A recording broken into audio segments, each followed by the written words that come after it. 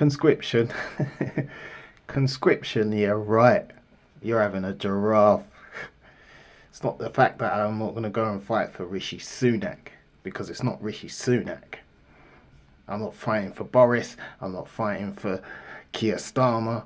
Anyone, because they're just puppets. Who I'm not going to fight for. I'm not fighting for no royal family.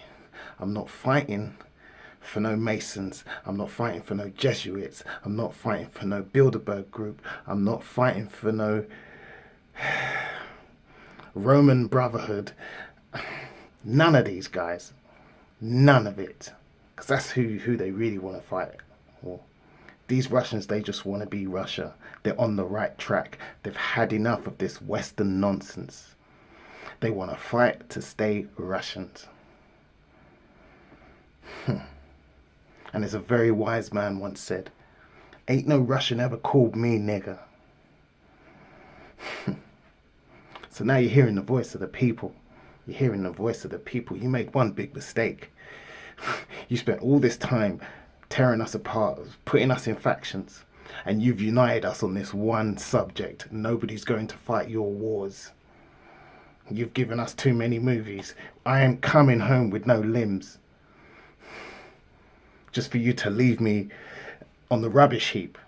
Yeah, right.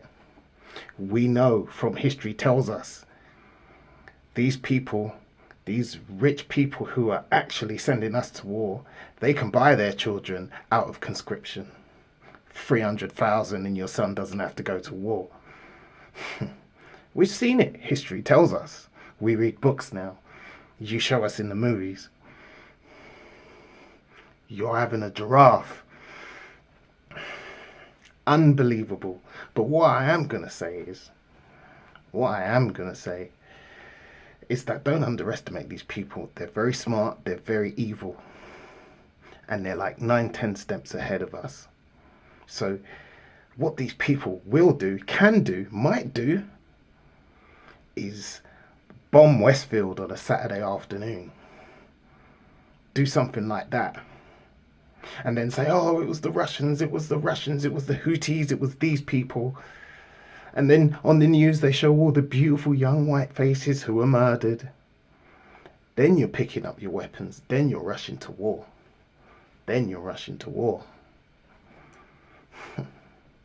You've got your soldiers already. Remember, we're racist, and that's the way we like it. Send the EDL. Send Tommy Robinson and his friends. Send them. Let's see what they have to say. Are they running to line up to fight against Russia? I don't hear them blowing the trumpet. Leave us alone. Leave us alone. You spent so much time hammering us into the ground, mocking us with your TV shows. And now you need the working class people to fight a war. God said he'd make you people stupid. Unbelievable. You have a cheek to ask us to go to war now. Is Prince William going to be on the front line with me? Is Prince Harry going to be on the front line with me? Is Eugenie going to be on the front lines with us? No. And these posh twats are going to be our officers, sending us on the front line. No chance. We'll throw a bucket of red paint over these,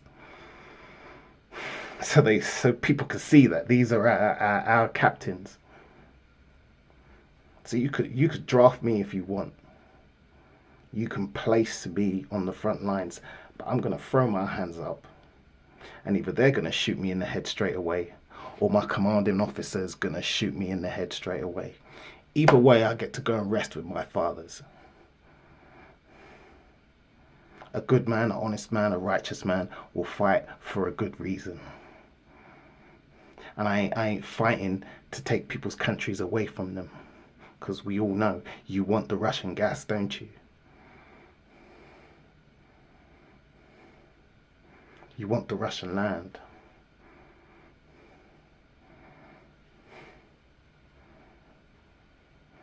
I've never met a Russian who's given me problems in my humble job. In fact, it's these very other European unions who are giving me problems in my humble job. Ain't no Russian ever giving me any trouble. Ain't no Russian ever called me nigger. Ain't no Russian ever stabbed me in the back. In fact, I can see the work Russians are doing on the continent. I hear a voice of reason. And they don't have a track record, a rap sheet as long as my arm. Like NATO, like the UN, like these same old countries who keep popping up over history.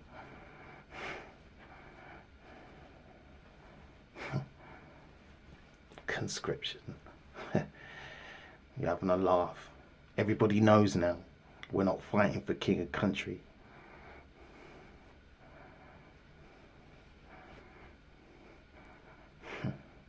Because everybody's looked around at the last few wars and they've said, look, they claimed that they were fighting for king and country. My granddad was poor, my dad was poor, and I'm poor. So how do I benefit from this? But yet this family has got richer and richer and richer and richer. And plus they look down on me. They can't even give me an honest wage in my job so I can enjoy life. Are you mad? See, there's either two things you really need to think about. Are they sending all the hardened soldiers? Are they sending everybody with military knowledge and experience? Are they sending them to war to all kill each other? So then they can now send the robots in. And now we've got no leaders for a revolution.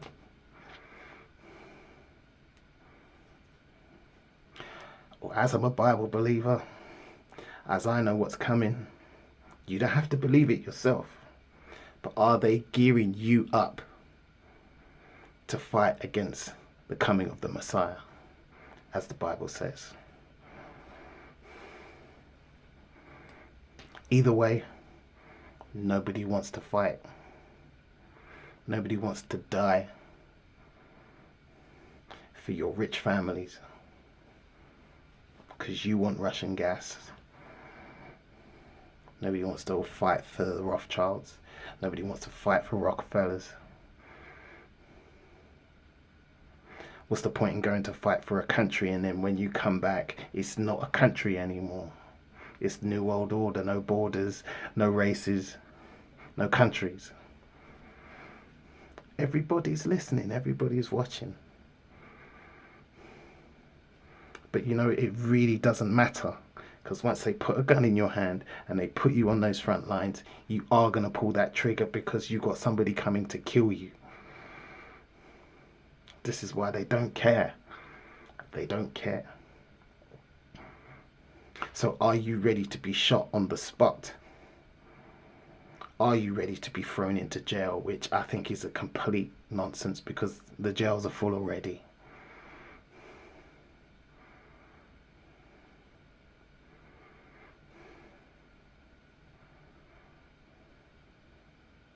And my question to you politicians is, do you really want to force us to do this? Because this is the one thing that's going to unite us. This is the one thing that's going to have us on your doorsteps. This is the one thing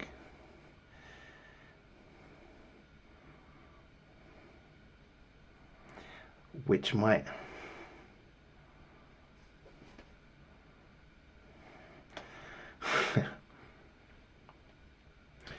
you see, this is why I keep saying they're like 10 steps ahead of us. We can rebel about going to war, and we could go mad, and we could be on the doorsteps of Whitehall, and outside the Houses of Commons.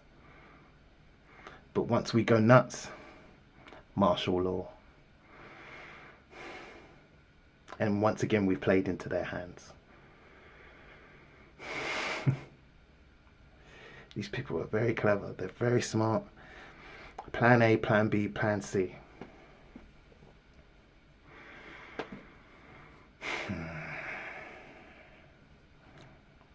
But just remember, they can always give you a reason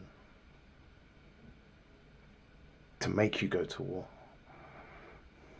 to manufacture your consent. They did it just 20 years ago. Unbelievable. Here we go, people, get ready.